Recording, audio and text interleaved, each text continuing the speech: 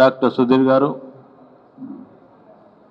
కూడా చైర్మన్ పెద్దలు యాదవ్ రెడ్డి గారు, సుందర్ రాజు గారు, మహిళా నాయకురాలు రైతు సమన్వయ కమిటీ చైర్మన్ లలితా యాదవ్ గారు, వికలాంగుల చైర్మన్ వాసు గారు, గౌరవ కార్పొరేటర్లు, ఉద్యమ నాయకులందరి పేరు పైన నమస్కారాలు. మీడియా మిత్రులందరికీ ఇంతకుముందే కౌన్సిల్ వైస్ చైర్మన్ సుదీర్ఘమైన రాజకీయ అనుభవం ఉన్న వ్యక్తి క్లుప్తంగా చెప్పడం జరిగింది. నేను ఒకటే అప్పీల్ చేయదలుచుకున్నాను, జంట నగరాల ప్రజలందరికీ కూడా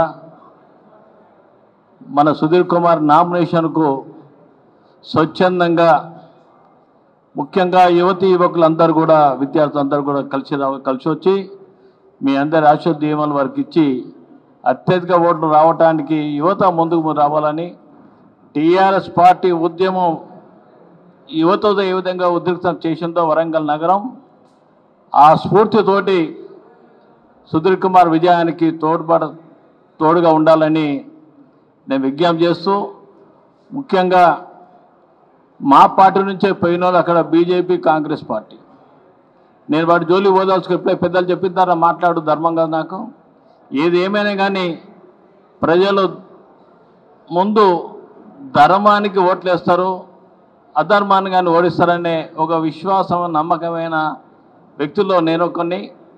ధర్మం గెలుస్తుంది.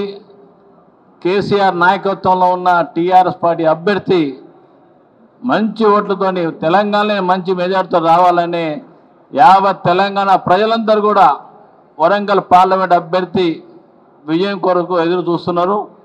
ఆ తెలంగాణ ఉద్యమం స్ఫూర్తితోటి, తెలంగాణ ఉద్యమంలో మొదటి వరుసలో ఉన్న వరంగల్ జిల్లా, కంపల్సరీ వరంగల్ జిల్లాలో ఉన్న నాయకులందరూ కూడా, ముఖ్యంగా ఉద్యమ నాయకులు అప్పీల్ చేస్తున్నాను. నేను చాలామంది మనిషి ఆశాజీవి కాదంటలేను, కానీ ఒక ఉద్యమ కార్యకర్తకు వచ్చినందుకు మనందరం కూడా ఏదో అభిప్రాయం ఉండకుండా దయచేసి మనందరం కలిసికట్టుగా కుటుంబ సభ్యులుగా వారి విజయాన్ని కృషి చేయవలసిన బాధ్యత ఉంది. మనకు ఒకటే ఇక్కడ ప్రజలు తీసుకుపోయి చెప్పడానికి ఒకటి ఆయుధం మంచిగా ఉంది. మనకు ఇతర అభ్యర్థులకు మన అభ్యర్థి పోల్చుకుంటాం. మా అభ్యర్థి వైట్ పేపరు, మచ్చలేని నాయకుడు, ఉద్యమం ఇప్పటివరకు జిల్లా పరిషత్ చైర్మన్ కూడా ఎన్నో రకాల అవకతవకలు జరుగుతాయి. అలాంటి అవకతవకలకు దూరంగా ఉన్న వ్యక్తి మా అభ్యర్థి, నిజమైన దళిత బిడ్డ అనే విషయాన్ని ప్రజలు తీసుకెళ్ళి విజయాన్ని కృషి చేయాల్సిన బాధ్యత ఉంది. రేపు నామినేషన్లో స్వచ్ఛందంగా రావాలి. మరి ఎల్లుండు మన కేటీ రామారావు వర్కింగ్ ప్రెసిడెంట్గా వచ్చిన కార్యక్రమాన్ని ఇప్పుడే మా జిల్లా పార్టీ అధ్యక్షుడు ప్రకాశాన్ని చెప్పడం జరిగింది. దాన్ని కూడా విజయవంతం చేయడానికి అందరూ సహకరించాలని అప్పీల్ చేసే అవకాశం ఇచ్చిన జిల్లా పార్టీ అధ్యక్షుడు వినయ్ గారికి ప్రత్యేకంగా ధన్యవాదాలు. జై తెలంగాణ. ఈరోజు సుధీర్ కుమార్ గారి నామినేషన్ రేపు ఉదయం వేస్తున్న సందర్భంగా ఈ సమావేశాన్ని ఏర్పాటు చేయడం జరిగింది. రేపు ఉదయం 11 గంటలకు వారి నామినేషన్ కార్యక్రమం ఇక్కడి నుంచి ర్యాలీగా వెళ్ళి వేయడం, అదేవిధంగా 23వ తారీఖు నాడు మా పార్టీ వర్కింగ్ ప్రెసిడెంట్ కేటీఆర్ గారి కార్యక్రమాన్ని కూడా పెద్దలు వినయ్ భాస్కర్ గారు వివరించడం జరిగింది. ఈ సందర్భంగా 2-3 అంశాలు మీ దృష్టికి తీసుకురాదలుచుకున్నాం. వాస్తవంగా తెలంగాణ రాష్ట్రం సాకారమైన తర్వాత ప్రజల జీవన ప్రమాణాల్లో వచ్చిన అనేక మార్పుల్ని దయచేసి తెలంగాణ సమాజం అంతా గమనిస్తూనే ఉంది, అనుభవిస్తూనే ఉంది. ఒక్కసారి ఆలోచించండి, 2004 నుంచి 2014 దాకా కాంగ్రెస్ ప్రభుత్వమే అధికారంలో ఉంది. ఒకవేళ కాంగ్రెస్ ప్రభుత్వమే గొప్పగా ఉంటే ఆ రోజు ప్రభుత్వ కాలంలో ఉద్యమాలు ఎందుకు వచ్చినాయి అనేది దయచేసి ఆలోచించండి. ఇవాళ అనేక సంవత్సరాలు ఈ ప్రాంతాన్ని పరిపాలించిన కాంగ్రెస్ పార్టీ కానీ, తెలుగుదేశం పార్టీ కానీ ఈ ప్రాంతానికి తీరాన్ని అన్యాయం చేసింది కాబట్టి ఉద్యమాలు లేచినాయి అనే మాట మళ్ళొక్కసారి మర్చిపోవద్దని ఈ సందర్భంగా నేను మనవి చేస్తున్నాను. నేను ఒక్క మాట చెప్తున్నాను, ఎప్పుడు మేము మాట్లాడినా జై తెలంగాణ అనేది మా నినాదంగా ఉంటుంది. తెలంగాణ బిడ్డలందరూ జై తెలంగాణ అని నినదిస్తేనే ఇవాళ తెలంగాణ రాష్ట్రం వచ్చింది తప్ప వేరే కారణం కాదు. ప్రతి ఇల్లు తెలంగాణ జెండా కట్టుకుంటేనే ఇవాళ తెలంగాణ సాకారమైంది. అనేక త్యాగాలతో తెచ్చుకున్న తెలంగాణ ఇవాళ ఈ రాష్ట్రంలో ముఖ్యమంత్రి రేవంత్ రెడ్డి గారు కానీ, వారి మంత్రివర్గ సహచరులు కానీ ఏ ఒక్క రోజన్నా జై తెలంగాణ అన్నారా? ఒక్కరోజన్నా, ఎనీ డే ఎనీ టైం ఈ తెలంగాణ రాష్ట్రానికి వాళ్ళ ఉండే గౌరవం అది. ఇవాళ తెలంగాణ పట్ల నేను ఒక తెలంగాణ ఉద్యమంలో పాల్గొన్న వ్యక్తిగా మీకు అందరికీ చేస్తా. గ్యారంటీలన్నీ విన్నప్పుడల్లా 6 గ్యారంటీలు 5 మొన్న 5 గ్యారంటీలు విన్నప్పుడల్లా మాకు 6 సూత్రాల ప్రణాళిక యాదికి వస్తుంది. ఈ 69, 70 ఉద్యమాల కాలంలో అప్పుడు కూడా 6 సూత్రాల ప్రణాళిక తెచ్చింది Congress party. 6 point formula. 6 point ఫార్ములాలో మీకు అవి ఇస్తాం ఇవి ఇస్తాం, తెలంగాణ ఆత్మగౌరవాన్ని పెంచే విధంగా కార్యక్రమాలు చేస్తామని ఆ రోజు కూడా మోసం చేసినారు. మళ్ళొకటి కూడా మీరు గుర్తుపెట్టుకోవాలి, ఆనాటి ఉద్యమాల ఫలితమే తెలుగుదేశం ప్రభుత్వం 610 జీవోని జారీ చేసింది. ఆ 610 జీవో మీద జరిగిన ఉద్యమాల ఫలితమే ఇవాళ తెలంగాణ రాష్ట్రానికి దారి తీసిందనే మాట కూడా తెలంగాణ బిడ్డలు ఎవరు మర్చిపోవద్దు. దయచేసి మీకు అందరికీ మేము కోరుకునేది ఏంటంటే, తెలంగాణ వచ్చినాక కరెంటు విషయంలో కానీ వ్యవసాయ రంగం విషయంలో కానీ అనేక రంగాల్లో అభివృద్ధి సాధించినాం. ఇవాళ వడ్లు పండినాయా 64 లక్షల టన్నుల వడ్ల నుంచి 3 కోట్ల టన్నుల వడ్లు వచ్చినాయంటే మిగతా పంటలు బంద్ పెట్టిలు కాబట్టి ఇది వచ్చిందని ఒకడంటాడు, బోర్లు ఎక్కువైనాయి కాబట్టి వచ్చినాయని ఒకడంటాడు. వాళ్ళకు తెలంగాణ పట్ల ఉన్న అవగాహనది. గత ప్రభుత్వమే మాదే బాగుండే అని ఇంకో మంత్రి అంటాడు. ఈరోజు కూడా ప్రభుత్వ కార్యక్రమాలు ప్రజలకు చేరువ చేయడంలో ఆ పార్టీలు విఫలమైనవి. నేను ఒక చిన్న ఉదాహరణ చెప్తా మీకు. ఇవాళ తెలంగాణ రాష్ట్రం మాతా శిశు మరణాలలో నేషనల్గా ఉన్న యావరేజ్ కంటే అత్యంత తక్కువ స్థాయిలో మన దగ్గర బిడ్డల మరణాలు ఉన్నాయి. ఇప్పుడు ఎందుకున్నాయి? మనం కళ్యాణ లక్ష్మి లాంటి స్కీమ్ అమలు చేసినాం. అంగన్వాడీలలో పోషకాహారాన్ని మన డబ్బులు పెట్టి ఇప్పించినాం. అంగన్వాడీలకు జీతాలు పెంచినాం. చిన్న చిన్న కార్యక్రమాలే కావచ్చు మేము చేసినాయి, కానీ ప్రజల జీవన ప్రమాణాలు పెంచి ఇవాళ పుట్టుతున్న బిడ్డలు దేశ యావరేజ్ కంటే ఎక్కువగా 72 సంవత్సరాల జీవన ప్రమాణాలు ఉండే విధంగా తెలంగాణ బిడ్డలు ఇలా పుడుతున్నారు. ఒక్కొక్క చిన్న అంశాన్ని తీసుకుంటే కూడా మేము గంటల కొద్దీ తెలంగాణ రాష్ట్రం వచ్చినాక ఏం సాధించినామని మేము చెప్పగలుగుతాం.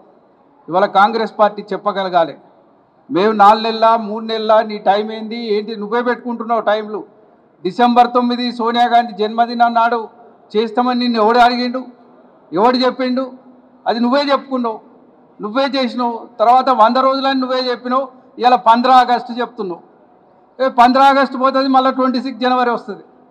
మరి ఇట్లా డేట్లు పెంచడం డేట్లు చేయడం అనేది మీకే సాధ్యమైంది తప్ప ప్రజల్ని వంచడం అనేది కాంగ్రెస్ పార్టీ నైజం. ఆ నైజం పట్ల జాగ్రత్తగా ఉండాలి. ఇక బీజేపీ పార్టీ గురించి మనకు కొత్తగా చెప్పాల్సింది, మన విభజన హామీలని తుంగలో దొక్కిన పార్టీ. సాక్షాత్తు పార్లమెంటులో మన బిల్లు చట్టం పాస్ అయింది. మోడీ గారు ఒక ప్రధానమంత్రిగా ఉండి పార్లమెంట్లో సభ్యుడై ఉండి పార్లమెంట్లో బిల్లులు ఎట్లా పాస్ అవుతాయో తెలిసి ఉండి తలుపులు మూసి బిల్లులు పాస్ చేసిండ్రు అన్నాడు. ఏ పార్లమెంట్లో పనిచేసినా ఏ పార్లమెంటు సభ్యుడికైనా తెలుసు, బిల్లు పాస్ అయ్యే ముందు డోర్లు క్లోజ్ చేస్తారు, కారిడార్లు ఖాళీ చేస్తారు, సైలెన్స్ పెడతారు, లోపలికి ఎవరిని అనుమతించరు, అప్పుడే ఓటింగ్ పెడతారు, బిల్లులు పాస్ చేస్తారు. నైతిక సూత్రం గురించి కూడా అవగాహన లేని వ్యక్తిగా మరి డోర్లు క్లోజ్ చేసి బిల్లులు పాస్ చేసిండ్రు, తల్లిని చంపి బిడ్డను బతికించిండ్రు అనే ఒక దుర్మార్గమైన తెలంగాణ మీద కామెంట్ చేసిన వ్యక్తులకు ఇలా తెలంగాణ ఓట్లకే హక్కు ఉందా అనేది దయచేసి మనం ఆలోచించాల్సిన అవసరం ఉంది. ఇవాళ కాంగ్రెస్ పార్టీ గతంలో చేసిన దగ 6 పాయింట్ ఫార్ములా లాగానే ఇవాళ 6 సూత్రాల హామీలు 6 గ్యారంటీలు, మొన్ననే 5 గ్యారంటీలు వచ్చినాయి. మీరు ఒక్కసారి చూడండి, ఇప్పటికే 2500 నెలకి ఇవ్వాలి మహిళల కంటే ఇవాళ ఈ రాష్ట్రంలో నిన్నటి ఓటర్ల జాబితా ప్రకారమే 1,65,00,000 మంది మహిళా ఓటర్లు 18 ఏళ్ళు నిండిన ఆడబిడ్డలు ఉన్నారు. వాళ్ళందరికీ ఇవ్వాలి. 4 నెలల నుంచి నువ్వు ఎగ్గొడుతున్నట్టే కదా, వాళ్ళకి ఎప్పుడు ఇస్తావో కరెక్ట్ చెప్పు. ఇవాళ అంతేకాకుండా మిగతా హామీలను కూడా నువ్వు ఎప్పుడు చేస్తావో చెప్పు. ఇదే తక్కువ అన్నట్టు మళ్ళీ దాంట్లో ఒక హామీ ఇచ్చిండ్రు, సంవత్సరానికి 1,00,000 రూపాయలు ఇస్తామని, ప్రతి మహిళకి 1,00,000 రూపాయలు ఇస్తామన్నారు, ఆడబిడ్డలకు స్కూటీలు ఇస్తామన్నారు. ఇవాళ బడికి పోయి మన కాలేజీ పోయే పిల్లలకు 5 లక్షల కార్డు ఇస్తా అన్నారు. మరి అనేక రకాలుగా సరే తులం బంగారం 2 లక్షల రుణమాఫీ ఇవన్నీ కథలు మనం చెప్పాల్సిన అక్కర్లేదు. ఇవాళ రాష్ట్ర ఆర్థిక వ్యవస్థని ఇవాళ ఏదైతే పటిష్టంగా నిలిపిందో తెలంగాణ ప్రభుత్వం, ఆ ఫౌండేషన్ మీదనే నువ్వు పనిచేయాల్సిందే తప్ప వాటిని కాదని నువ్వు పనిచేసే పరిస్థితి లేదు. ఖచ్చితంగా ఇలా ఏదైతే నీటి వనరులు కానీ కరెంటు కానీ మిషన్ భగీరథ కానీ ఇంటింటి నీళ్లు కానీ మేం చేసిన కార్యక్రమాలను బేస్ మీదనే నువ్వు నడవాల్సిందే తప్ప ఇంకోసారి దారి తప్పితే మాత్రం ఇంకా కోసపడతావు బిడ్డ. ఇప్పటికే నీ అనాలోచితమైన మాటలతోటి ఇవాళ పార్టీ మీద దాడి చేయాలన్న ఆలోచనతోటే నువ్వు అనేక విషయాల్లో నిర్లక్ష్యం వహించి ఇప్పటికే తెలంగాణని ఆగమాగం చేస్తున్నావు. ఇది నడవది. ఖచ్చితంగా ఈ ఎన్నికల్లో బీఆర్ఎస్ పార్టీ విజయం సాధిస్తుందనే మాట నేను చెప్తూ మీకు ఇంకొక మాట కూడా చెప్తున్నా. మన దగ్గర కడియం శ్రీహరి గారి విషయంలో ఒక్క మాట చెప్పదలుచుకున్నా. వారు పోటీ చేయమని పార్టీ నుంచి ఇచ్చినప్పుడు నేను మన పార్టీ 3వ స్థానంలో ఉన్నది, నా బిడ్డను పెట్టి నేను త్యాగం చేసి పోరాటానికి వస్తున్నా అని మాట్లాడినాడు. కానీ ఇంట్లోకెళ్ళి అందులోకి మారినా ఆయన స్థానం మారలే, ఇవాళ కూడా 3వ స్థానంలో ఉన్నాడనే మాట ఈ సందర్భంగా నేను మనవి చేస్తున్నాను. ఇవాళ ఆయన పోవడం వల్ల బీఆర్ఎస్ పార్టీ మొదటి స్థానానికి వచ్చింది, ఆయన 3వ స్థానానికి పోవాల్సిన దుస్థితి వచ్చింది. తెలంగాణ ప్రజలు, ముఖ్యంగా వరంగల్ ప్రజలు దేన్నైనా సహిస్తారు కానీ మోసాన్ని సహించరు. పార్టీని నమ్మించి ఒప్పించి పార్టీ నుంచి అందరు పోవడానికి కారణభూతుడైన వ్యక్తి చివరికి పార్టీకి వెన్నుపోటు పొడవడం కూడా ప్రజలు హర్షించరు. ఖచ్చితంగా తగిన విధంగా బుద్ధి చెప్తారనే మాట నేను ఈ సందర్భంగా మనవి చేస్తూ రేపటి నామినేషన్కు అత్యధిక సంఖ్యలో మా పార్టీ శ్రేణులన్నీ కదిలి రావాలని పిలుపునిస్తూ సెలవు తీసుకుంటున్నా. జై తెలంగాణ.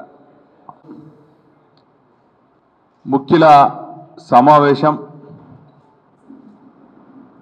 వర్ధంపేట్ నియోజకవర్గ ముఖ్యుల సమావేశంతో పాటు వరంగల్ వెస్ట్ ముఖ్యుల సమావేశాన్ని నిర్వహించుకొని రేపు గౌరవ పెద్దలు బీఆర్ఎస్ పార్టీ అభ్యర్థి నామినేషన్ వేస్తున్న సందర్భంలో పెద్ద ఎత్తున అన్ని నియోజకవర్గ కేంద్రాలలో తల్లి రావాలి. పార్టీ కార్యాలయం నుంచి నామినేషన్ స్థలం వరకు, కార్యాలయం వరకు పెద్ద ఎత్తున ర్యాలీ నిర్వహించాలి. దానికి అన్ని కూడా పర్మిషన్లు కూడా తీసుకోవడం జరిగింది. మరి మంగళవారం రోజు గౌరవ BRS party working president Sircilla శాసనసభ్యులు కేటీ రామారావు గారు వర్ధనపేట్ మరియు వరంగల్ ఈస్ట్ నియోజకవర్గ విస్తృత స్థాయి సమావేశానికి రాబోతున్నారు. ఆ సమావేశాలు డి కన్వెన్షన్ సెంటర్లో వర్ధనపేట్ నియోజకవర్గం సమావేశం నిర్వహించడం జరుగుతుంది.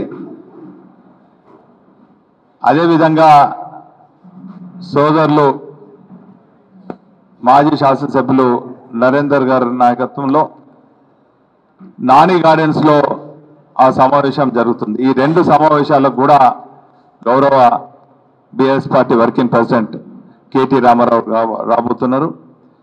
ఇప్పటికే పరిస్థితులంతా కూడా బీఆర్ఎస్ పార్టీకి అనుకూలంగా ఉన్నది.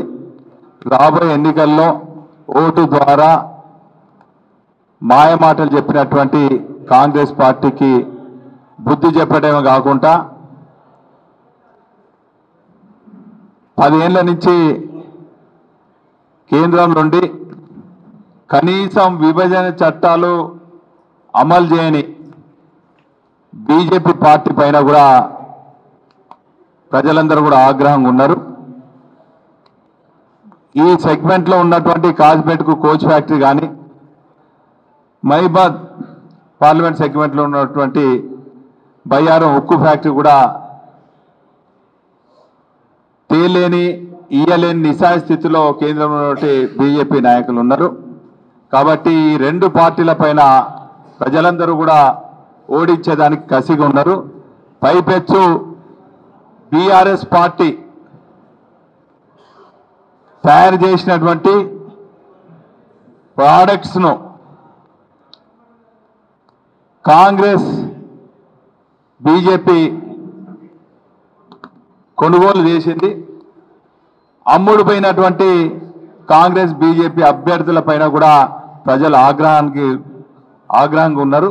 కాబట్టి ప్రజలందరూ కూడా కేసీఆర్ వైపు చూస్తున్నారు, బీఆర్ఎస్ పార్టీ వైపు చూస్తున్నారు. బ్రహ్మాండంగా మా అభ్యర్థి భారీ మెజార్టీతో గెలవబోతున్నారని తెలియజేసుకుంటూ ఇప్పుడు గౌరవ పెద్దలు డాక్టర్ సుధీర్ బాబు గారు మాట్లాడాల్సింది కోరుతున్నాను. రేపేమో నామినేషన్ విషయం చెప్పిండు. రేపు 11 గంటలకు నామినేషన్ వేయబోతా ఉన్నాం. అదేవిధంగా ఎల్లుండి సాయంత్రం 5 గంటలకు నాని గార్డెన్స్లో వరంగల్ ఈస్ట్కు సంబంధించినటువంటి యొక్క ముఖ్య కార్యకర్తల సమావేశం ఉన్నది. దాని తర్వాత 6 గంటలకు వర్ధనపేట నియోజకవర్గానికి సంబంధించినటువంటి యొక్క ముఖ్య కార్యకర్తలందరి సమావేశము ఇక్కడ డి కన్వెన్షన్ ఓపెన్ ప్లేస్లో ఉంటుంది. ఇది ఒక్కటే కాదు, రేపు ఎన్నికలల్లో ఇక్కడ నిలబడ్డ అభ్యర్థులు ఒకటి, రెండవది పార్టీలు, మూడవది ఇక్కడ ఉండేటువంటి వరంగల్లో ఉండేటువంటి అభివృద్ధి కార్యక్రమాలు ఏం చేయాలి అనేటువంటిది ఒకటి ఉన్నది. కాబట్టి ఆ విషయాలలో మనం చర్చకు పోవాల్సినటువంటి అవసరం ఉంటుంది. కాబట్టి ఇక్కడ ఉన్నటువంటి యొక్క అభ్యర్థుల పరిస్థితి కనుక చూస్తే మీ అందరికీ తెలిసినటువంటిది ఏంటంటే ముగ్గురు కూడా బీఆర్ఎస్ పార్టీకి సంబంధించిన అభ్యర్థులు మాత్రమే ఉన్నారు. అదేవిధంగా కాంగ్రెస్ మోసం చేసిన కాంగ్రెస్, అదేవిధంగా దోకా చేసినటువంటి బీజేపీ, రెండు కూడా ఈ పార్టీలకు వెళ్ళి బయటకు పోయి చేసినటువంటి సందర్భాన్ని చూస్తూ ఉన్నాం. కానీ ఆయా పార్టీలకు, రాజకీయ పార్టీలకు అభ్యర్థులు కరువైన దానికి ఇది సుస్పష్టంగా కనపడతా ఉన్నది. కాబట్టి ఆ అభ్యర్థుల పట్ల అప్రమత్తంగా ఉండాలి. కడియం కావ్య ఎవరైతే ఉన్నారో, కడియం శ్రీహరి గారి కూతురు, ఆమెనేమో లోపటి ఉంటుంది, చిలుక పలుకులు పలుకుతుంది, వెనక మాత్రం కడియం శ్రీహరి గారు ఉంటారు. వారు ఈ పార్టీకి ద్రోహం చేసిపోయిన సంగతి యావత్ తెలంగాణ రాష్ట్రం అంతా తెలుసు, భారతదేశంలో తెలుసు. రాజకీయ వ్యవస్థలో కూడా అటువంటి వ్యక్తులు ఉండకూడదు అనేటువంటిది ప్రజలు కూడా, వరంగల్ ప్రజలు నిర్ణయం తీసుకున్నారు. అదేవిధంగా ఆరూరు రమేష్ గారు ఇవాళ బీజేపీ అభ్యర్థిగా నిలబడ్డారు. మీకు తెలుసు, మీ అందరికీ కూడా తెలుసు, వరంగల్ ప్రజలకు స్పష్టంగా తెలుసు. వర్ధన్నపేట నియోజకవర్గం చుట్టూ భూములన్నీ ఆయనే. ఇక పార్లమెంట్కి నిలబడితే ఇక పార్లమెంట్ చుట్టూ భూములు కూడా ఆక్రమించుకునేటువంటి పరిస్థితి వస్తుందా అనేటువంటి ప్రశ్న ఉత్పన్నమైంది ప్రజలలోనే. కాబట్టి ఆ బీజేపీ సోదరులు కూడా కొంతమంది నాకు తెలిసిన వాళ్ళు ఉన్నారు, మాట్లాడుతున్నారు. మాకు ఓటేస్తే పంచ మహాపాతకాలు చుట్టుకుంటాయి అనేటువంటి మాట మాట్లాడుతూ ఉన్నారు బీజేపీకి ఓటేస్తే. కాబట్టి ఇక్కడ వరంగల్ నియోజకవర్గం లోపల వరంగల్కు సంబంధించిన అభివృద్ధి కార్యక్రమాలు తీసుకుపోవాల్సినటువంటి అవసరం ఉన్నది. ఒకటి ఏంటంటే వరంగల్ ధ్వంసం చేసిపోయింది ఇలా తెలంగాణను మొత్తమే కాదు, అదేవిధంగా వరంగల్ను కూడా విధ్వంసానికి గురైంది. ఆ విధ్వంసంలోకి వెళ్ళి బయటికి రావాల్సినటువంటి అవసరం ఉన్నది. పార్లమెంట్లో మన అందరం కూడా ఇక్కడి చర్చ, ఇక్కడి ప్రాంతానికి సంబంధించినటువంటి యొక్క దళాన్నై బలంగా ఉండి మాట్లాడాల్సినటువంటి అవసరం ఉంటుంది. ఆ అవసరాన్ని గుర్తెరిగి వివిధ రకాలైనటువంటి కార్యక్రమాలు ముందు చేపడతాం. అదేవిధంగా పార్లమెంట్లో కూడా చేపడతాం. ఇక్కడ విధ్వంసమైనవి ఏంటి అని చూస్తే కాజీపేట కోచ్ ఫ్యాక్టరీ రాలే, అది విభజన చట్టంలో యాక్ట్లో పెట్టిండ్రు. బయ్యారం ఉక్కు కర్మాగారం రాలేదు, అది యాక్ట్లో పెట్టిండ్రు. 10 సంవత్సరాలు ప్రధానిగా ఉన్నటువంటి యొక్క మోదీ గారు ఇవాళ భారతదేశ ప్రజలకు ఏమీ చేయలేదు. జిఎస్టీ పెంచిండ్రు. జిఎస్టీ ఆఖరికి ఎక్కడ దాకంటే ప్యాకేజీ, నేనైతే 20 రూపాయలకు సబ్బు కొనుక్కునేది, ఇవాళ 40 రూపాయలకు సబ్బు కొనుక్కుంటున్న పరిస్థితి వచ్చింది. ఇవాళ 10 సంవత్సరాలుగా ఈ భారతదేశం యొక్క పేదరికంలో పేద ప్రజలను నడి విరిచిండ్రు, కార్పొరేట్ సంస్థలకు కొమ్ము కాసినటువంటి పరిస్థితి ఉన్నది ఇవాళ. అదేవిధంగా ఇక్కడ ఉండేటువంటి రాష్ట్ర ప్రభుత్వం కూడా అనేక హామీలు ఇచ్చి ఒక్క హామీ కూడా నిలబెట్టుకోలేని పరిస్థితికి వాళ్ళ రాష్ట్ర ప్రభుత్వం కూడా వచ్చింది. కాబట్టి వీటి రెండుకి వ్యతిరేకంగా ప్రజలు తీర్పు చెప్పాల్సినటువంటి అవసరం ఉన్నది. అసలు ప్రధానమంత్రి భారతదేశానికి ఉన్నారా లేకపోతే గుజరాత్కు ఉన్నారా అనేటువంటి అంశం వస్తుంది. మన అందరికీ ఒకసారి ఆలోచన కూడా వస్తూ ఉన్నది, భారతీయ పౌరులందరికీ కూడా. ఇక్కడికి వచ్చినటువంటి తెలంగాణ రాష్ట్రానికి వచ్చిన ITIR పోతుంది, ఇక్కడికి వచ్చినటువంటి వరల్డ్ హెల్త్ ఆర్గనైజేషన్ ఇచ్చినటువంటి యొక్క ఈ ఆల్టర్నేటివ్ మెడిసిన్కి సంబంధించిన సెంటర్ కూడా గుజరాత్కే పోతుంది. అంటే ఇది గుజరాత్ బేరగాళ్ళ కోసం పుట్టిందా? ఈ భారతదేశ ప్రధాని పుట్టింది గుజరాత్ బేరగాళ్ళ కోసమా? ఎందుకంటే అనేక మంది బ్యాంకుల పన్నుల ఎగవేతదారులు, దానిలో వాళ్ళందరికీ కూడా డబ్బులు భారత ప్రభుత్వం పేద ప్రజలు కట్టినటువంటి ఒక డబ్బును తీసుకుపోయి వాళ్ళు పెట్టినటువంటి సందర్భాన్ని కూడా మనం చూస్తూ ఉన్నాం. కాబట్టి భారతదేశానికి ఇవాళ తెలంగాణకు ఒక్కటే కాదు, యావత్ భారతదేశానికి కూడా దిక్సూచి ఈ తెలంగాణ రాష్ట్రం నుంచి కనపడాల్సినటువంటి అవసరం ఉన్నది. తెలంగాణ నుంచే ఇవాళ మాట్లాడినా ఏదైనా సందర్భం ఉన్నది అంటే తెలంగాణ రాష్ట్రం నుంచే. కేసీఆర్ గారి నాయకత్వం లోపల తెలంగాణ ప్రజలను చూసి తెలంగాణ ప్రజలకు జరిగేటువంటి అన్యాయాల పట్ల మాట్లాడింది కేసీఆర్ గారే. తెలంగాణ రాష్ట్ర సాధన ఒక్కటే కాదు, రాష్ట్రం వచ్చిన తర్వాత ఈ తెలంగాణ మంచి చేసుకున్నటువంటి సందర్భాన్ని చూస్తూ ఉన్నాం. ఇవాళ విధ్వంసక తెలంగాణ చూస్తూ ఉన్నాం మనం. నీళ్లు లేవు, కరెంటు లేదు, తర్వాత పోతే రైతు బంధు లేదు, రైతు బీమా సరిగా సక్రమంగా రాదు, తర్వాత ఆసరా పెన్షన్లు 4,000 అన్నారు, 4,000 రాదు కదా, కనీసం 2,000 కూడా రాదు, జనవరి నెలలో రాలేదు, మీ అందరికీ తెలుసు. తర్వాత న్యూట్రిషన్ కిట్లు లేవు, కేసీఆర్ కిట్లు లేవు. కాళేశ్వరం లాంటి మహాద్భుతమైనటువంటి ప్రాజెక్టును కడితే అందులో ఒక్క పిల్లర్ పోయింది, అవినీతి జరిగింది అనేటువంటి ప్రచారం ముఖ్యమైనటువంటి అంశాన్ని తీసుకుంటారు వాళ్ళు. మరి అవినీతి అంతా ఒక్క 20 పిల్లర్లోనే జరిగిందా?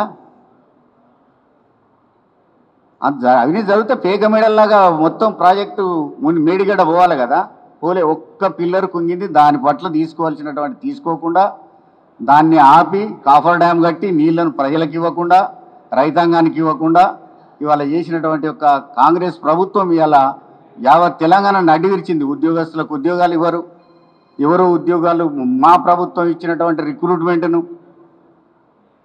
నోటిఫికేషన్లు జారీ చేస్తుంది, పరీక్షలు పెడుతుంది, తర్వాత దానికి సంబంధించిన రిజల్ట్ ఇచ్చే టైం లోపల దాని యొక్క నియామక పత్రాలు ఎల్బీ స్టేడియంలో ఒక ముఖ్యమంత్రి చేతుల మీదకి ఇచ్చుడంటే అది హాస్యాస్పదమైనటువంటి విషయం. అది ఒక్కటే కాదు, కాంగ్రెస్ ప్రభుత్వం అనేక అంశాల మీద తెలంగాణ నష్టం చేసింది. తెలంగాణ విధ్వంసక, మరి వాళ్ళు రచయిత ఎన్నికే ఎవరున్నారో తెలియదు, కానీ ఇవాళ చేసేది మాత్రం తెలంగాణ ప్రజలకు నష్టం జరిగేటువంటి పని. ఆఖరికి కాకతీయ ద్వారాన్ని కూడా తీసేస్తామంటారు కదా, కాకతీయ తోరణము ఈ లోగోలో మన తెలంగాణ రాష్ట్ర ప్రభుత్వ లోగోలో ఉన్నటువంటి ఒక కాకతీయ తోరణం కూడా తీసేస్తామనేటువంటి మాట మాట్లాడతానంటే, కాబట్టి ఇవన్నీ కూడా మనం దృష్టిలోకి తీసుకుపోవాలి. బీజేపీ ప్రభుత్వం కానీ కాంగ్రెస్ ప్రభుత్వం కానీ ఈ దేశానికి కానీ ఈ రాష్ట్రానికి ఏం చేసేది లేదు. కాబట్టి తప్పకుండా ఇక్కడ వరంగల్ నియోజకవర్గంలో కూడా బీఆర్ఎస్ పార్టీ అభ్యర్థి గెలవబోతూ ఉన్నారు, అత్యధిక మెజార్టీతో గెలవబోతారు. చారిత్రాత్మకమైనటువంటి నిర్ణయాన్ని వరంగల్ ప్రజలు చేయబోతున్నారని తెలియజేస్తూ ఉన్నా. Thank you. ఇప్పుడు గౌరవ పెద్దలు ప్రకాష్ అన్న గారు.